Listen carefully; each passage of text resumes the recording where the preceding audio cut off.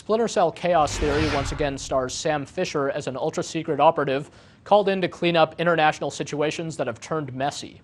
Like its predecessors, it's a stealth action game. It's all about you sneaking up on your opponents rather than facing them head-on. The game gives you a lot more freedom to accomplish your objectives by any means necessary, which is definitely to its credit. It's also the most fully featured Splinter Cell yet, thanks to a new cooperative mode that lets pairs of spies accomplish tasks that a single agent could never pull off. Unfortunately, the PlayStation 2 and Gamecube versions of Chaos Theory are little more than pale imitations of their PC and Xbox counterparts. They're stripped down and filled with cut corners, so they lack the other version's incredible graphics, and in exchange just seem to have a lot more loading times. The Gamecube version also utterly lacks the innovative 4-player multiplayer mode found in the other versions of the game, while on the PlayStation 2, this mode is ripped straight from the previous Splinter Cell game and has none of the improvements found in the 4-player modes on the Xbox and PC. These sorts of comparisons are warranted for obvious reasons, but it's also important to point out that the PS2 and GameCube versions of the game just aren't that great on their own merits. Splinter Cell has always relied on the strength of its presentation, but the presentation just isn't up to snuff here, so the experience just isn't as involving as it could have been. It does have its moments at least. Sam's packing a knife now and is capable of instantly killing or incapacitating his foes. Deciding what to do with all his abilities can be pretty entertaining, and missions can be accomplished by entirely different means depending on the actions you take. The game mostly controls well, though on the GameCube you're forced to perform a lot of basic functions using combinations involving the Z button, so it's a little clunky. Still, the core gameplay mechanics are actually very sound and not nearly as punishing as previous Splinter Cell games. While this makes for a more entertaining experience, it also makes for a slightly less challenging one. As for the co-op mode, it's an interesting addition that just doesn't have enough meat to it, since there are only 4 missions, and these are broken up into tiny bite-sized pieces on the PS2 and GameCube.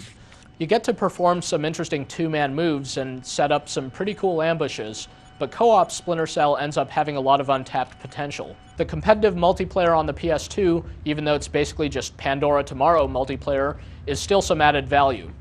The Spies vs. Mercenaries premise gives the mode a completely different feel than what you'd get from, say, a typical shooter. It's a lot more tactical and all about the hunt, so don't expect there to be a ton of in-your-face action. It's definitely an acquired taste, since you really need to practice and learn each map in order to not be a liability to your teammate. The GameCube probably could have pulled this off in a split-screen mode, but they must have figured, nah, what's the use? The GameCube version does have a pretty much worthless Game Boy Advance connectivity feature, though. So both these games lean on the strength of the main single-player campaign, which takes roughly 10 hours to finish.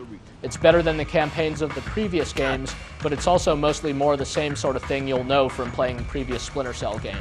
It's almost painful to compare these versions of the game with the ones on the Xbox and PC. But hey, they're all supposedly the same game and they all cost the same amount of money, so why not? One of the most immediately noticeable differences in the presentation is that, whereas in the other versions of the game you see guards looking mightily afraid when Fisher has them at knife point, on the PS2 and GameCube their expressions don't really change.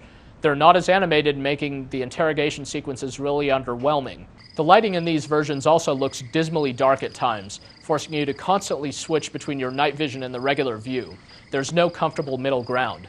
And again, the fact that the missions are ripped into little bite-sized chunks separated by long loading times does a lot to detract from the experience. Even though Chaos Theory for the PS2 and GameCube offers roughly the same content as its counterparts on other platforms, you'll be in for quite a different experience here. It's a testament to how important some extra layers of polish can be toward making a game more entertaining. You can easily do a lot worse than these games when you consider them against the middling standards of the stealth action genre on the PS2 and GameCube, and honestly, the previous Splinter Cells haven't been that great for these systems either. But if you have the means to play the other versions of Chaos Theory instead of these, you definitely should.